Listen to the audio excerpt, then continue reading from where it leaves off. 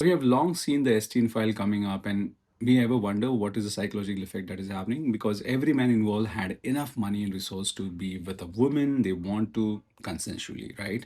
But they didn't. They choose to abuse, and this prove once again that the sexual violence is not about the sex, it's about the power. You might sit there and ask, these people already have so much of power, why would they do something so dark? The answer lies in the void. It's because they don't have the purpose. Look at the psychology. In Maslow's pyramid theory, the bottom layers are all about survival, safety, and status. These men, they mastered those levels decade ago. Their survival needs are all fulfilled. They have enough money, house, and the fame, but there is a competence trap. They think status is the top of the pyramid. They get stuck there. And when you have enough of everything, your brain dopamine receptor deregulate. Normal pleasure, standard intimacy, luxury travel stop working for you. You don't feel happy anymore. You feel numb.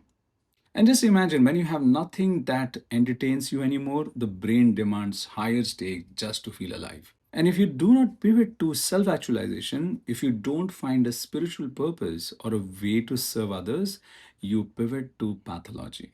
You start seeking super stimuli. You resort to abuse, you become the sadist. You know why? Because inflicting pain or dominating another human being gives you a rush of control that normal life cannot provide. It gives you a temporary pleasure in the life that has become bored. This is a psychological birth of demon. The Epstein archetype isn't born from poverty, it is born from excess without purpose. This brings us to the final danger, the midlife shadow. Carl Jung warned us that the brighter your public persona shines, the darker your shadow grows. Men in their 40s often have a very curated image, the CEOs, the philanthropists, the leaders, but because they repress their darkness instead of understanding it, the shadow takes over. It seeks destruction because it was never allowed to breathe.